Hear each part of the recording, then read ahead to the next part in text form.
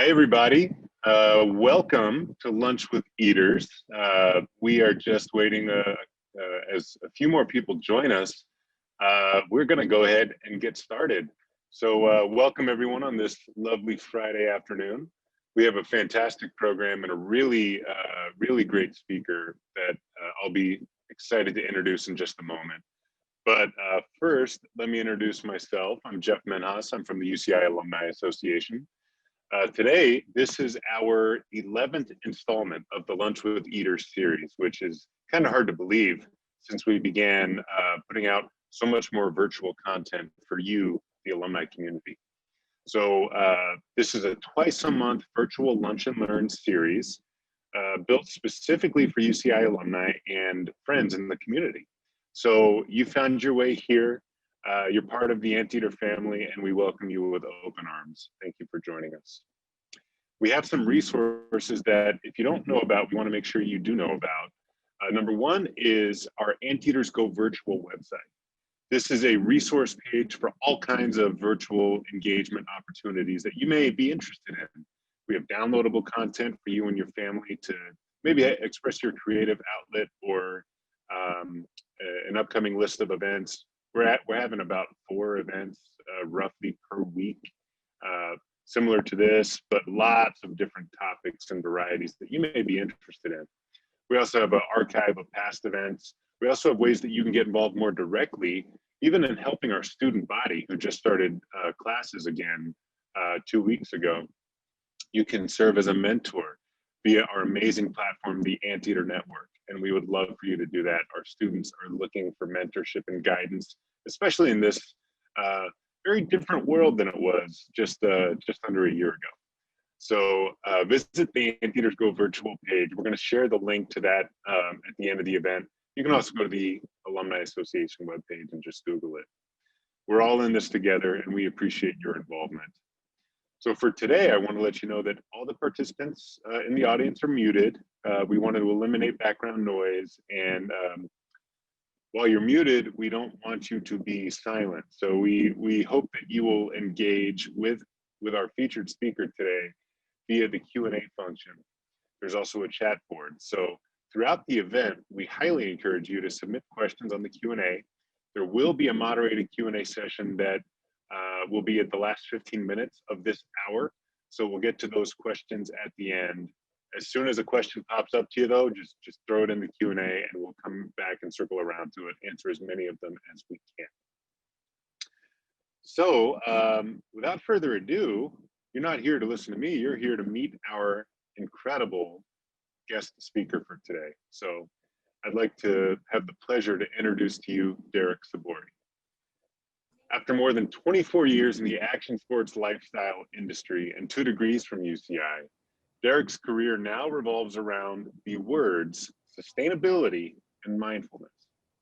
An apparel industry veteran and a brand consultant, a college instructor and entrepreneur, Derek helps brands, individuals, and students tackle those very words on their journey to balance the responsibilities they have to people, planet, and profit. The triple bottom line, as it's known. You can learn more about Derek's endeavors at theunderswell.com and thecosm.com, the K-O-Z-M. We're also very proud and fortunate to count Derek as a member of the UCI Alumni Association Board of Directors. So please join me virtually in giving Derek Sabori a great Anteater welcome. Derek, welcome. How are you doing today, sir? Thank you, Jeff. I'm doing great. Thank you. So good to be here. I'm really excited to have a conversation, talk to you guys about sustainable fashion and mindfulness. So thank you. Well, we in your introduction, we mentioned that your career revolves around those 2 words. So we're going to get to that. How do you have a career that revolves around words? It's really fascinating. More concepts than words, of course, but we will get into it, Derek. Yeah. So before we get into your career, though, you are a WCI alum, and you're a big part of UCI and what we do with the alumni community. Maybe you can share your favorite 1 or 2 memories relating to UCI. Yeah, I think, my favorite memory comes from, I think my earliest one is that first week at school. Just that feeling of independence, that overwhelming sense of like, oh my gosh, the school is so big, the campus is so big, but also that sort of dream of like, okay, where am I going now for the next 4 years? What will this eventually all look like? And I just remember kind of walking to class one day, just realized that it just hit me really strong, in a strong way, that I was there, I was at UCI, and my future was wide open. So I just, and that sense of independence and excitement for the future was one. Changing my career pathway. And I think when I went back for my MBA, getting accepted into the FEMBA program was huge. And then graduating from it, I kind of wrapped those all into one. But that program to me was really meaningful because it was just so much work. I was so proud that I did it. And I was proud that I'd gone from engineering to art to an MBA. So those are my kind of my beginning and end, I think, are my happy, my funnest memories. Well, the beginning and end was not did not define the end for you, because now you are involved as an alumnus. So what made you decide post graduation and years post graduation to become involved as an alumnus? I think it's just what you said. I think so much time, had passed. I was not an active participant in student life while I was on campus. I was a commuter student and I was working full time. So I missed out on that opportunity of really being involved on campus and being involved in school. So I was in and I was out.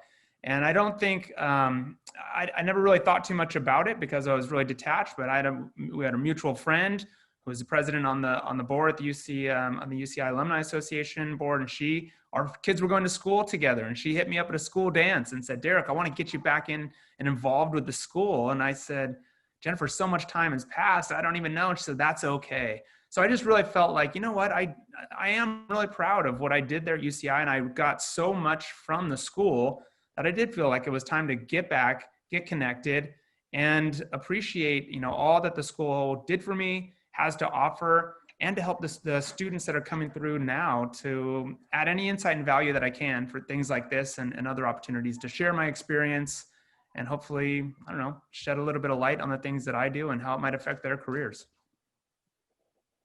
Well, you're doing great service to the university by giving back, helping the students, sharing your perspective, even doing this event. But I'll single out, for the record, Derek was approached at a school dance by our alumni board president, and that's how he got re-engaged. So it can happen in any number of ways for all of you alumni in the audience. Yeah. So why sustainability and mindfulness? Yeah, that's, well, as you heard a little bit, my career didn't necessarily start there. And I will give credit a little bit to my earliest days. I think it was on my first semester, on my first year at UCI, I took a social ecology class. And that was sort of my first inkling into this idea of being connected on a global scale and how our impacts in one place, and I kind of related it to what I was eating at lunch, was maybe affected and tied to the Amazonian rainforest and maybe to climate change and global warming. And so taking that class really got me going, wait, why do I not know anything about this? But then I kind of left and did other things. But so it wasn't until later in my career that, again, I stumbled on sustainability. So it was just something that I learned along the way. And the more I learned about it, the more passionate I became about it. But I definitely didn't go into my career, even in the apparel industry. I thought I might want to be an artist. I found, ended up doing manufacturing and design and merchandising. I didn't go into those things thinking about sustainability and mindfulness. I went into them wanting to build my career. I learned about those things later on, sustainability and both mindfulness, and they became a really big part of my life. And so once they became so important to me, both of those things, I wanted to find a way to ingrain those into what I was doing every day and what my career, into what my career would be. So I just landed on those, and those two words encompass a lot of different things, and they go hand in hand. So kind of as you'll hear the rest of my story unfold, but I think it's about doing the right thing. And I knew once I found that, especially sustainability, to me, it just felt right. It felt like I was doing the right thing. It was exciting. There was innovation involved. And I love the idea of using business as a force for good. That's one thing that we say in the B Corp world. So I love that combination of taking environmental and social commitments, combining it with business, and building a brand that is doing something, that's kind of in the vein of being a social entrepreneur or, a social impact company. So I don't know, it has evolved, and it is funny that now it's landed where, yep, my career revolves around those two words. So that's where we're at. Well, thank you for sharing that, Derek. I think many alumni in the audience and beyond would resonate. You were you a studio art major, your bachelor's degree at Yep. Claire Trevor School of the Arts, and then you came back, you got your MBA at the Palmerage School of Business. Correct. So many alumni go into careers that aren't direct reflections of their major, and your explanation of how you got from there to here is going to be fascinating to explore. Now, we'll get into it a little more depth in a second, but first, we want to learn a little bit about the audience. So we do have a quick poll that's going to pop up on your screen momentarily. The question is, have you thought already about integrating sustainability and mindfulness into your career? Yes, no, or maybe you already do that. Take about 10 seconds here for everyone to submit their answer. Again, have you already thought about integrating sustainability and mindfulness into your career? Okay, and the results are majority yes. 61% of our audience has, 11% not yet, 29% already do. So this is very much on the minds of folks. And I think we have the perfect expert to talk a little bit more about that. So Derek, with that, we're going to transition into the full program. Real quickly, can you tell us about the start of your career, and was it always on this path? Yeah, I like to start it just at UCI. I think my time there at UCI was really where I started to try to figure out what exactly I wanted to do. And a lot of times when I give career talks for students, I liken my path to sort of a Forrest Gump path, where I didn't really know. I just kind of kept stumbling into new things that led one to another. And I used to kind of call it luck. And I felt like even landing the job that I eventually got, I would always kind of say, man, I just really feel like I'm getting lucky and things just keep happening. But I realized though that we build, and we know this, that we build our own luck. And so it was the steps that I took that I think led eventually to a really neat career that I had. But leaving UCI as an art major, I knew, I spent about almost 2 years probably as a civil engineering major. And I just knew that wasn't for me. I knew that there was not a click. It was really challenging for me. And it wasn't that it was the challenge. It was just like something is missing here. So of course I went from engineering all the way over to art. And for art though, even once I graduated, I still wasn't sure that that's what I was meant to do. I wasn't sure if I wanted to go on and get my master's in art and get an MFA or curate, gallery shows or be an installation artist. So I went on and I just traveled. I took that next summer. And the next slide has a map of kind of all the places that I went to. But my thought was, okay, let's just go take a break, go hit the road. We spent about 6 weeks on the road, just backpacking and trying to find myself. And I still didn't know what I wanted to do when I came home though. So when I came home, on the next slide, you'll see luckily, I got my first job at this place here at Volcom. And I went in, really, I had been putting some resumes out, trying to find, just kind of anything. I worked my way through college as a waiter and a bartender. So I was in the restaurant industry. I knew I wanted to pivot into something else, but I got an opportunity here. A friend that I went to UCI with, she happened to be working for this brand, and Volcom is a surfing, skating, snowboarding brand. They've been a mainstay part of the Orange County, action sports scene for many years, one of the most important brands. And they did not have a position, but she called me and said, hey, we need somebody to answer our phones. We can't pay you. We'll give you some free t-shirts or some hats and stickers, and you want to come in for the day. So I said, sure, I did it. And that actually, me saying yes to that opportunity to answer the phones for free, which could easily have been looked down upon for me. I could have said, well, I have a degree, I want to do this or that. I took that job, and that led to a 20-year career there at Volcom. And that's Richard Wolcott. He's the CEO. And it was amazing to kind of, go through that experience, because they went from a really small company to a public company to eventually being acquired by a big global a global brand that owns some major luxury and lifestyle brands that likely you've heard of. So, that was kind of my path to entering into the apparel industry. And I don't know if I should stop there or keep going on, because it just kind of keeps unfolding from there. Sure. Uh, yeah, I've got a couple of follow-up questions. One, I want to get more into Volcom, but was there back quickly to UCI? Was there were there any classes that kind of opened your mind to anything that maybe planted a seed, like social ecology or something else? Yeah, I think it was E9 class, if I can remember the code for it. I don't remember if that's the right one, but it was a social ecology class. And that, like I said, that really was a first introduction to what was going on in the world and how our actions of what we buy, what we eat, what we make, how it is not, there is so much more. And that's kind of what I teach now. And that's what I explore and help brands with, that we have to look at the bigger picture of how things are made. And I remember, kind of talking about whether it's cattle or coffee or things that we might take for granted here, that had to come from somewhere. And what does that supply chain look like? What does that value chain look like? What happens to our natural resources? What happens to people along the way?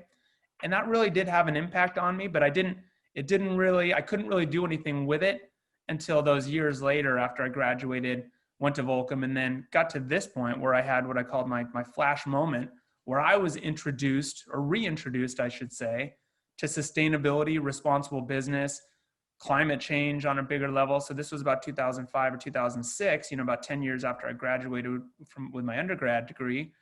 And it really just hit me hard. But for sure, I went back to that class just going, you know what, I heard about this. That's right. Here we are again. And now, though, being into my career, I knew for me that it was time that this was what I wanted to do. This was the direction I was going to head in for my career. Okay. So you talked about getting to 2005, 2006 and Volcom, which was a big part of your career. You talked about that transition, but what did you see here in 2006 and how did that affect you? Well, I look at it as there were two influences that I had. I had a real world influence from other people who were turned on to sustainability and doing business better in a way that I wasn't yet. So they were coming with either new ideology of making products that lasted, or whether they didn't like the smells and the fumes and the chemicals that were being used, or the way that workers were being treated, or bringing in new fabrics for us that were organic cotton or made from recycled materials, or using hemp, all these things that are very commonplace now. But back in 2004, 2005, it was sort of brand new and it was exciting. And so on that side, I was meeting these influencers who I respected in business and in the branding space, who were moving in that direction. And I was fascinated by it. And then we started this little club there. It was like an eco club. And we did this lunch and learn. And we watched An Inconvenient Truth there in the office. And it was after watching this movie back then that I just decided, one, I was so frustrated that I hadn't learned any of this along the way, because by then I had gone back for my MBA and wrapped that up as well at UCI. But I just felt like seeing this movie, it was just so new, but yet why was I not made aware of this? So at that point, I really decided that that's what I was dedicating my career to. Didn't mean that I wanted to leave the brand or leave the apparel industry. I was going to stick to that, but bring this along with me and learn everything I could to become kind of an expert in this space. Yeah, that's a powerful kind of inflection point, it seems. Now, how did you take that into, I don't know if you moved within Volcom, but the sustainable practices in the fashion industry specifically? You kind of alluded to this before, but can you go into a little more detail as to how that was your transition? I will. And so what we did is we spent a little time building this sort of little eco club. And I became so outspoken about it, so passionate, that I was put in charge. I was volunteered to be put in charge of this club. This club, though, eventually evolved so that the more that people came to me for advice, the more that I went and had to go learn what the answer was. And I would come back. And so it was this self-fulfilling thing, and it was a snowball effect. And eventually that led to my boss coming in. He was the president of the company at the time, saying, "Hey, Derek, we really like these newsletters that you're sending out, the way you're organizing the company and doing these little rallies and Earth Day events and volunteer events. I know it's not your main job, but can you keep it up?" And I said, "Of course." But that eventually led to me making a pitch to the leadership team there saying, "Hey guys, we need this role in the company." And I got that job. Eventually, after time went by, I was put in charge of the sustainability program. But I really didn't, and I'll get to your question, Jeff, because I quickly realized that even though we were doing some cool things, changing the culture, we were just in, new recycling bins in the break room, et cetera. We were just skimming the surface because the biggest problem was our product. The hundreds of thousands, if not millions of pieces of product that we were making every year all across the world, from raw materials, the extraction, how those are processed, the labor, the shipping, the packaging, et cetera. I knew that's where the biggest impact was. So it's on the very next slide, I've got this is how I felt. I just sort of, once I had this position, I'm like, I don't even know how to address the impacts in fashion. I didn't know what they were at the time. So this was like 2009 or so. And I just started chipping away at it. But we got lucky because on the next slide, or I got lucky because while I was in that role, Vulcan was acquired by Kering. That's the logo up there in the top left. They owned Gucci, Saint Laurent, Stella McCartney at the time, Alexander McQueen, Bottega Veneta, some very high-end luxury world-class brands. And they owned Puma. They acquired Volcom and a couple other lifestyle brands. They were rolling out, Jeff, this world-class sustainability program in fashion. And what I immediately learned from them, working with their experts, so I went from working at a surf and skate brand to trying to figure out sustainability on my own, to being then led by their PhDs. They had an ecosystem services and biodiversity expert, Dr. Helen Crowley. She was appointed to our brand to go help us try to understand what our impacts were throughout the entire value chain. And that was for me an eye-opener to learn that we had to have traceability in our supply chain. We had to know where our cotton was grown, how it was grown, what type of synthetic fibers were being used, where everything was processed, what chemical inputs were there, what was happening at the end of life. So in fashion, it's so complicated because there are so many components and it moves really quickly and you're pumping out all this product. But I learned from working with this team there of just trying how to slow down, unravel things, dive in there and look at every single stage. We call it from tier 4, tier 3, 2, 1, 0. Every stage of the manufacturing cycle has environmental and social impacts in it. And that's what I had to learn to kind of uncover and address with the brand. And it took years to do. That is fascinating. I want to elaborate on that, but one thing you mentioned earlier, which is a great business lesson for everyone. Started a club within your company, motivated the creation of a position, to focus on sustainability, and then was appointed to that position. And then, your eyes opened up to the level of detail that could be expanded upon. And you kind of created your path within your company. And that is something that takes a lot of drive and determination and is really commendable, but a great business lesson for every anteater out there. Yeah. Now, as you explored, go ahead.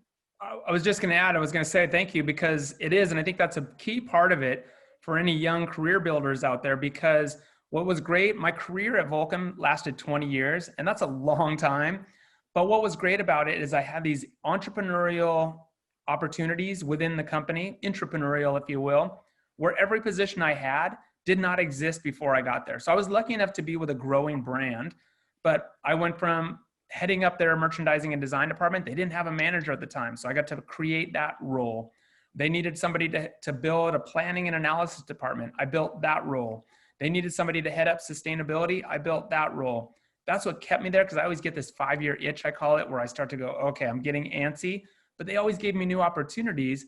But to your point, Jeff, I was able to always see an opportunity. I would go address it, give it everything. And I didn't always know that skill set going into it, but I never let that stop me. What I learned so well at UCI and through my college experience was that we learn how to learn.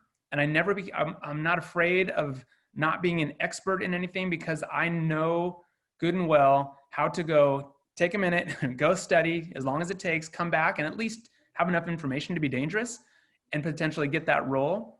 But I love this path because I went from answering the phones for free, and when I left the company, I was their vice president of global sustainability. So with all of the, from engineering to art to MBA to answering the phones to, it's just like, wow, even I look back and just sort of laugh and go, gosh, what a ride that was.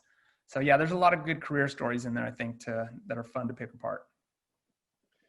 Well, you are dropping knowledge right and left, and I'm taking some of your phrases, making notes, and I'm going to make sure everyone remembers them at the end of the event. So great stuff so far. Cool. Now, in your intro, we talked about the triple bottom line, and I'm sure you came across that throughout this growth.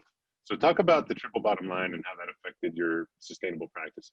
Yeah, so for anybody who is interested in sustainability in general, and I think my perspective, I obviously don't come from a science background. So science, and that's fine to state on the previous slide, this is a good place to be for this. But, from a science side of sustainability, it's obviously about kind of ecosystem services and, natural capital and biodiversity. And those are all things that I have to teach and we have to understand.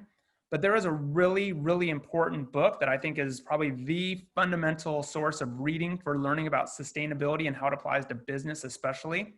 It's called The Ecology of Commerce. It's written by Paul Hawken. And it is an amazing book that should probably be read at least twice because it's so eloquent. It's so perfect. There are so many great ideas and concepts in there. His whole idea is about flipping things on its head, that it's just weird that the brands and the companies that are doing the best for the triple bottom line, which is people, planet, and profit, finding a balance. So this book was actually one of the first ones to bring those concepts all together to say that, hey, business is the most important force for finding balance in our world. And it was a gentleman named John Elkington, who was with a sustainability company called Sustainability, that coined that phrase, the triple bottom line. And so this was back in 1994, 95 or so. So it's a really important book, but now that's kind of a common language, but it's about, in business, finding a balance between what goes on in your value chain, how you treat your employees at your headquarters, but how employees and people are treated and respected, and labor rights, human rights issues, decent working conditions, good living wages, eliminating exposure to hazardous chemicals, making sure no buildings are collapsing, et cetera. That's the people side. And if you look at Volcom's program here, what I helped them build, we have the Fair Labor Association accreditation, which was to make sure that this program was adhering to the highest codes of conduct, the best principles, the best aspects of fair labor. And this actually started in the college system as well. And this was an initiative, the FLA, that was kicked off during President Clinton's time. But this has become sort of an umbrella, one of the major organizations for ensuring that brands stick to the people side. On the planet side, then of course we've got, what can we do to make sure that we are not, and you almost can't, but that we are not taking more than what the earth can regenerate. And that is almost something that may or may not even be possible. So you're trying to find this balance, but focusing on better fibers, better materials, regenerative agriculture, and then working collaboratively with the industry and sometimes government, the community, and making sure that all this fits into your business model so that if you're doing something great, you don't eventually go out of business anyway. But we've got to find a balance between all of those. And there's another great book that actually, so it goes against this idea that we historically in business look at the bottom line. How much profit are we making? Is everything okay? Are we good? Yes or no? Proceed. The triple bottom line says, hey, profit is important. We've got to have a good margin, but we've got to make sure that we are taking care of future generations and taking care of the people in our supply chain, protecting the reputation of the brand, making all those things fit together. So, and some people will say, well, it shouldn't be the triple bottom line. It should actually be the triple top line, protecting people, protecting planet, and then profit, but those should be at the top of your decision-making tool. That comes from another important book called Cradle to Cradle. It's written by Bill McDonough and Michael Bronkhart. Those two books that I just told you are two of kind of I use them in my course that I teach at Orange Coast College and on my private course, but those are really important readings if you want to learn more about this. Wonderful. So many amazing themes there under sustainability. I'll take the moment to remind everyone in the audience, we've got about 9 minutes until we get into the Q&A. So as questions pop in your mind, throw them in the Q&A. We'll circle back to those. Now, Derek, at the very beginning, we said your career revolves around two words or two concepts, sustainability. The second is mindfulness. So how does everything that you do and that you've talked about tie into mindfulness for you? Yeah, well, if we can, we'll skip to the next slide because this one, when I left Volcom, I went to go start this brand. It's called Cosm. And we wanted Cosm, and you can see on that picture there, it says yoga goods made mindfully. Well, we wanted goods and products that were not only made sustainably, I wanted to take everything that I had learned at Volcom and in my career in sustainability and apply it to my new brand. It's much easier to start from the beginning with that triple bottom line concept than it is to change a big organization. I had already done that, and I know how hard that is and how long it takes. But to us, we started this line for yoga goods made for men with a cool style and a vibe kind of coming from where we came. We just felt like there was a hole in the market.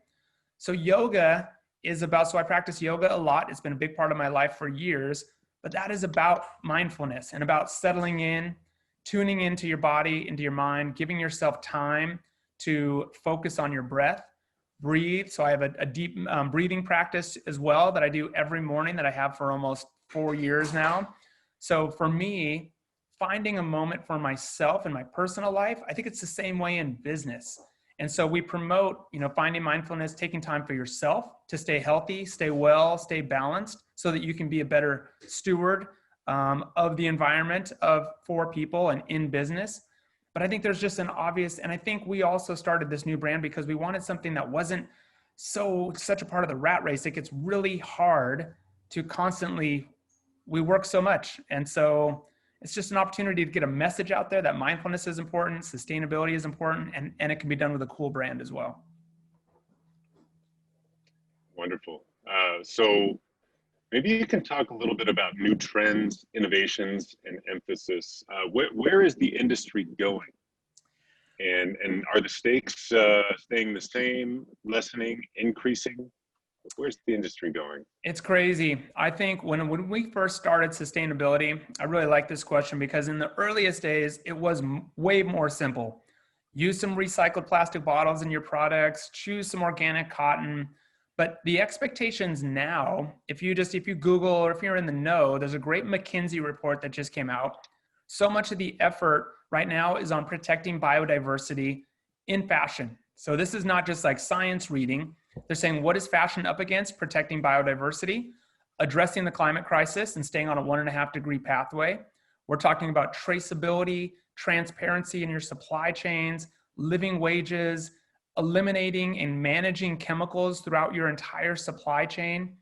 It has evolved so much, and the pressure now that is on brands to have an understanding of what these things are, and even moving towards a living wage.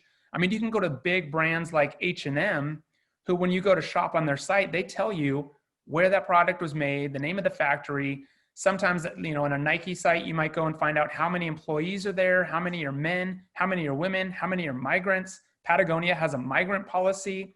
So the brands that are doing a lot have progressed so far, and there's sort of this gap now for brands that just want to start. They have a long road ahead of them.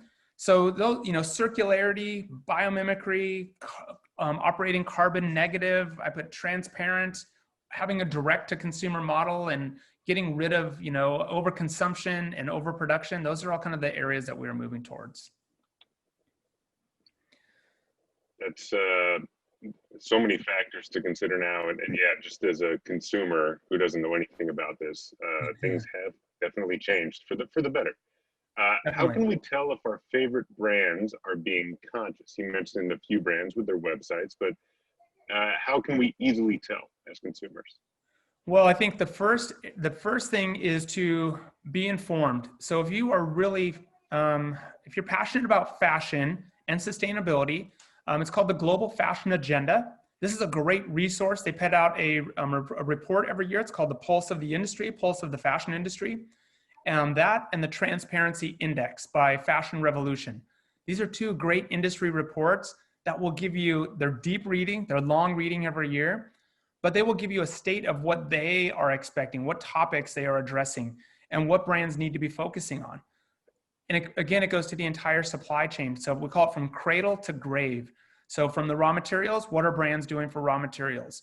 For manufacturing, what are they doing for energy, waste, water use, hazardous chemicals, living wages, circularity? Are we taking our fibers when we're done with those products in a post-consumer way, putting them back into the cycle, or do we just continue to mine? So there's this huge checklist. So I think you have to be informed with what the expectations are of your brand, of brands, and then be able to go to brands and read through their language and see how they are explaining it, how many of those things they are acknowledging. Any brand that says we are eco-friendly, we are sustainable, we are green, they're not, because the brands that know are just stating what needs to be done, where their progress is, being open about it, because none of us can hit all of these things that I've tried to squeeze in here in just these few minutes. It's so complex and there's so much to address. So you want somebody who's explaining to you and maybe even aligning with the UN SDGs, the Sustainable Development Goals. Do they have a science-based target approach? Do they have third-party certifications and verifications for the claims that they're making? Are they working with nominated suppliers and vendors? Or are they just saying, hey, this is an eco-friendly fabric, and this is an eco-friendly product? You've got find the best in the class. Go look and see what Patagonia is doing, Outer Known, VF Corp, what we try to do at COSM. There are a lot of great brands that have a lot of good programs. So find the best and compare your favorite brand to what they're doing. So Derek, you mentioned a couple industry reports at the beginning there. One was Transparency Index. We're not in the Q&A yet, but Sam Shaw in the audience asked for a repeat on what those reports were. And before you answer that, if this is the alumnus Sam Shaw, who I know, he deserves credit for starting the UCI tradition of setting Guinness World Records, dodgeball, pillow fight, so many world records, and he has quite a legacy as an anteater. But what were those industry reports again, Derek? It's called the Global Fashion Agenda puts out a report that's called the Pulse of the Fashion Industry. And then they now also have what's called the CEO Agenda. And that is a great, just like it sounds, it's a great synopsis of all. You can either go read the 200 page report or look at the CEO Agenda, which says, hey, these are the things that all brands need to be working on. So this is a nice collective of a consulting group, industry experts, and industry organizations coming together and putting this report out every year. Really, really good one. Okay, thank you for that. Now, last kind of formal question for you, Derek. What advice would you have to apply to our shopping, career, and lifestyle? Basically, our contribution in this, considering your mindfulness and sustainability. I think it's easy for this to be overcomplicated, because and even just throwing those things out, I mean, that was just the highest level, but from my perspective, I would say look for safe chemicals and look for this and look for this certification and that. And did they use biomimicry and all that stuff, right? But that is hard to remember. Here's something that's easy. Focus on durability. Buy products that are going to last. Buy things that are evergreen, that you can wear today and maybe 5 years from now, and nobody's going to know the difference, right? Avoid fast fashion. Fashion and clothing should not be disposable. So we need to get away from that mindset. That has been a brutal one, because so many embedded resources go into making these products. T-shirts should not cost $4. They shouldn't cost $120, but somewhere in between, we've got to cover all those externalities that we've been avoiding, that fast fashion avoided. Who's paying the price for climate change, air pollution, water pollution, land conversion, deforestation, human rights issues? Those costs are not covered in a $6 t-shirt for sure. Brands that are trying to account for those and make sure those things don't happen, they have higher costs. So buy well, buy durable goods, make them last, wear them for as many times as you can, care for them well. We don't need to wash everything over and over and over, because that's water use, energy use. And then repair your stuff, care for it, repair for it, and buy secondhand when you can. So I think those are really easy opportunities for us here to participate in sustainability without having to become an expert and trying to remember all the things that I told you or that you're going to go read in those reports. That's wonderful and relatable advice, Derek. Thank you for sharing that. I don't want to. I can't check all those boxes myself, but I will say you'd be happy. I never clean out my closet or get rid of any clothes. So everything I wear, it lasts forever. My wife isn't happy about that, but at least I'm practicing sustainability. So I get a little checkbox. There you go. Okay. You got some points. So 1 point for me. Okay, so we have some great questions now in the Q&A. We have actually quite a few. So I'm going to start getting through them, and maybe each one, if we can take a minute or so, we'll get through as many of these as we can. We'll start with Karina Callejas. Derek, how do you balance the, you could call it exploitation, or the idea of making a profit while still being sustainable and ethical? Well, that's a good point. And it's just trying to find a balance. I don't know if there's a perfect answer to this, because that's why I don't like to use the word eco-friendly, sustainable, because nothing that we're doing is really eco-friendly. It's going to have an impact on the planet. And until we are, fashion particularly has a habit of what we call chasing the cheapest needle, or it's a race to the bottom. We just continue to move from country to country, find the cheapest labor.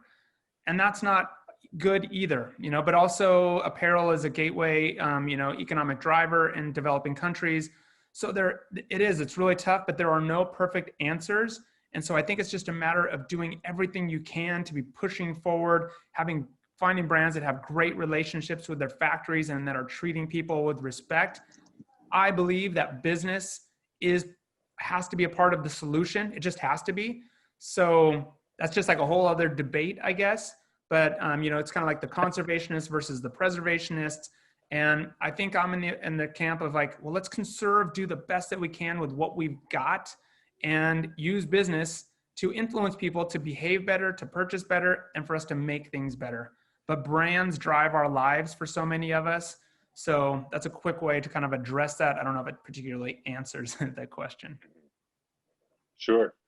Well, we have a lot of people who are very tuned in, because there's some acronyms and some other very specific questions that I have no idea about. So I'm going to relay it. But first, we have a former Lunch with Eaters featured speaker like you, Bridget Cooks, and she asks, she'd like to support the brands that are doing the most for the environment.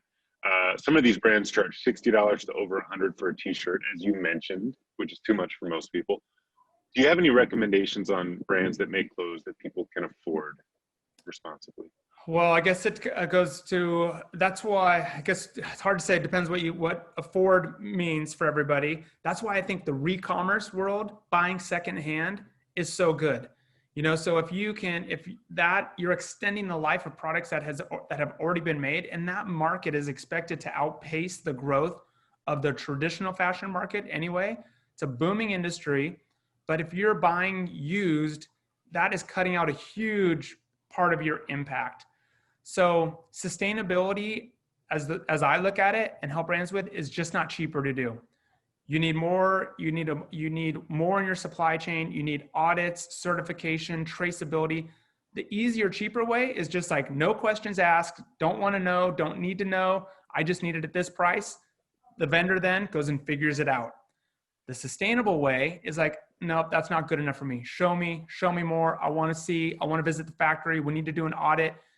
Before we can move here, I want to see this. Do you have a restricted substances list? Don't use any of these chemicals. It clogs up the whole system. So that's why it's just more expensive. Organic cotton, slower, smaller farms, more expensive. Hand-picked, there's no big machines, there's no monocrops, there's no synthetic fertilizers, and so it just ends up being more expensive. So I think if that is not for you, which is okay, or for those that it's a little out of touch, then re-commerce, buying secondhand, is not even the second best, but maybe even equal to buying the more expensive one. But also, somebody like Patagonia, my brand Cosm, we try to, our t-shirts are in the $48 range, $46, and it's just made here locally. We know where it's made. We just source it from fiber on. So it's just some shopping around, but it's definitely not often that you find it cheap. H&M, I'll give them credit. They're a low price leader and they are doing a lot of good things to push forward sustainability. I don't put them as like, they're sustainable, but lower price, and they are doing a lot of good things to drive sustainability through the rest of the industry. So hats off to them. That could be a good place to start. Okay, thanks for sharing. Robin Zavala next asks, in a recent discussion curated by the Sustainable Fashion Forum, the folks at Thousand Fell mentioned, we are still decades away from a true circular economy. Do you agree? And if so, what can brands do to speed up this process? Yeah, so circular economy is a really complex one because it's sort of the holy grail that everybody's hoping will save us. A lot of problems with it though. There are billions and billions of products that are already in the marketplace. What do we do with those? Are those made to be recycled in a circular way? Circularity is when I'm done with this shirt because it becomes so stained or tears or something, that we take that in a post-consumer life. After you wear it, Jeff, we clean out your closet. Those products go back to a technology company who can process those and separate all the different fibers, because all of our stuff is a blend mostly. So it needs to send out all the cellulosic fibers or the cellulose fibers or the synthetic fibers, put them in their places. We would recover those and make new yarns out of your old clothes, my old clothes. That's circularity. But we also then, what do we do with all the chemicals that were in those from the products that you've had for 10 years that weren't made the same way they are today? So what do we do with all those chemicals, that processing? How does it all work? Is there a collection system in place? Are all the retailers participating? Are people involved? So her point is right. The technology is coming quicker, but the infrastructure will take time. Legislature, all the things that it will take to make this a systemic hope. So what was the answer? What was the final question though? Shoot, I'm sorry. Well, there's another tangent question, which you just kind of brought up. I'm going to move to that one. Andy Valenzuela asks, how do you reconcile the apparent insensibility of government institutions with corporate social responsibility, since you mentioned legislature? I think they play a role. This is, of course, an opinion. Yeah, I think they play a role. So for me, one of the big words in sustainability is collaboration, and it's got to be industry-wide. No company, no industry can do this on their own. So it's a multi-stakeholder approach. It's going to take consumers getting on board and participating in the circular economy and understanding it and supporting the brands that are doing the right thing. It's going to take retailers, it's going to take brands, it's going to take manufacturers, and it has to take government, I believe, because there is not incentive. Because sustainability is so expensive, there's still not incentive. So some brands who realize it and recognize it for brand reputation, consumer loyalty, and doing the right thing, they're almost doing it at their expense. Meanwhile, you still have a whole cohort of brands who are just like, yeah, it's not for us. Let's just make this profit while we can, get it done. And so we've got these competing forces. And until legislature says that's not okay, you can no longer do that, we will now tax you if you are not doing things as efficiently as these more sustainable brands, then that starts to move them over here. And now everybody can start to compete. So I think absolutely legislation, regulation, they have to be part of the equation, because otherwise there's no incentive for us to do things better. Thank you, Derek. Now, there are so many great questions here. I'm going to try to go as fast as I can. Dolly No asks, can you comment on diversity, equity, and inclusion in sustainable businesses? I know you mentioned some actually report some of those statistics outwardly, but what's your take? Well, I'll admit that was, so even for me in my teachings, because I teach, I consult, but that was not always, even as when I teach, I always go back to the history of the environmental movement of sustainable fashion and the idea of, environmental racism, environmental justice, until this last year was not on my radar. And it hurts to even, like, once I realized and I went back, I'm like, well, hang on. And I went and learned, I'm like, oh my gosh, how did I overlook this? And why has this not been a part of what I learned? So now, of course, I include that. And it is a part, it's like all of this is about justice. The way I look at it is environmentalism is focusing on people. Like without a healthy planet, there are no healthy people. Without healthy people, and people are not going to be healthy we have to eliminate poverty, focus on social justice, environmental justice goes the same way. So it is a very important part of it. And for me, sustainability started out about protecting the environment, but I have now evolved to where, to me, we're only protecting what we need to survive. So it's all tied together. It's all the same thing. And people are not going to look out for the environment until their well-being is in a good place, and they have food on their table. They feel like they're equally, treated equally, and they have a role in society that is equal and just and fair. So yeah, that is a huge part of trying to achieve what we're talking here when we're talking about sustainability. Good question. Thank you. Natalie Swee asks, can you comment on the latest trend of closet cleaning and donating typically fast fashion, cheap material clothes to, Goodwill or Salvation Army? She's heard that up to 80 or 90% of all those donated goods may end up in landfills that get shipped to other countries, damaging the earth and the circular economy. She's right. Well, one, because remember, going back to the circular economy, you may think, oh, good, these are going to be recycled. There's not. Less than 1% of clothing in the system now, less than 1% is recycled into new clothing. About 80% of it ends up in landfill or incineration of just clothing made. So when you donate, and I've been to the sorting facilities, I've seen them, they're huge, they're massive, because even when it goes to Goodwill, maybe it lands a home and somebody buys it, but just like any other retailer, they move their inventory when things don't sell. And there's so much that comes through there, so they're overburdened with it. So they clear it out from the store, it goes to the big warehouse. They end up, they've tried it at a few different stores, different regions, eventually it ends up in just big bales as a commodity. And so those big bales of clothing, not even sorted, in particular order. Imagine just like all your recycling in one big bale. It's not as good as, number ones over here, number threes over here, number fours, et cetera, twos and threes, whatever. Point is that, yes, often goes to developing countries. A lot of and I can't remember exactly which ones, but a lot of African countries, because a lot of this was ending up on the African continent. A lot of countries were saying, you know what, it's banned. You cannot send your unwanted goods here because it disrupts our economy. It shuts down local artisans, and that nobody's making anything anymore because here come all the name brand stuff that just gets sorted through and sold real cheap.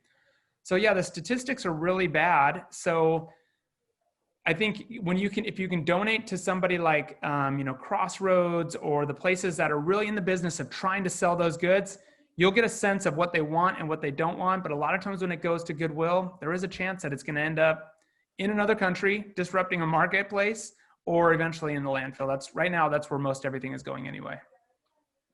I had no idea. Thank you so much for sharing that and for asking that question. Yeah, good question. We have time for one more question, and then I'll say something about how we can address the other questions later. This comes from our esteemed Anteater tradition builder, Sam Shaw. He's got two quick ones. What are the most urgent issues, if you could distill one or two, that the industry could address for sustainability ASAP? And then number two, are there any new fabric materials or any other new, materials in fashion that have caught your attention recently? Yeah, I think so. The biggest issues obviously are biodiversity. So protecting biodiversity and focusing on apparel's impact on biodiversity.